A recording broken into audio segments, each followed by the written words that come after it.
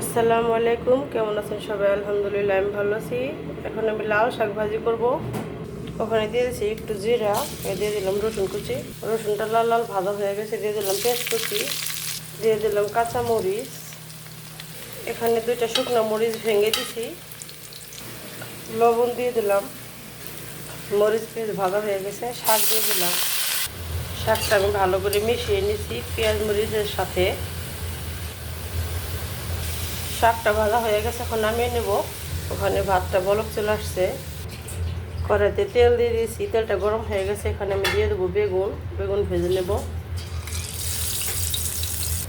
বেগুনটা ভাজি হয়ে গেছে, এখন নামিয়ে নেব। এখানে বেগুন আছে, এটা আমি ভেজে নেব। লবণতে মাখিয়ে রাখছি, ভর্তা বানাবো। ওই তেলে আমি বেগুনটা দিয়ে দিছি, এটা ভেজে ভর্তা বানাবো। এখানে একটু দুধ জল দিয়ে নেব। বেগুন ভাজা হয়ে গেছে, এখন আমি টমেটো ভেজে নেব। টমেটোটা ভাজা হয়ে গেছে, এখন আমি নামিয়ে নেব। মরিচার পেস্ট আমি ভালো করে ডলে নেব। এখানে সরিষার তেল আছে, তেল দিয়ে ভালো করে মাখিয়ে নেব। বেগুন ভর্তা বানাবো, টমেটো ভর্তা বানাবো। আমার রান্না শেষ, রুমে নিয়ে আসলাম। এখানে ভাত আছে, এখানে দুধ, বেগুন ভাজি, লাল শাক ভাজি, বেগুন ভর্তা, টমেটো ভর্তা। তো আমার রান্নাটা কেমন হলো সম্পূর্ণ ভিডিওটা দেখবেন।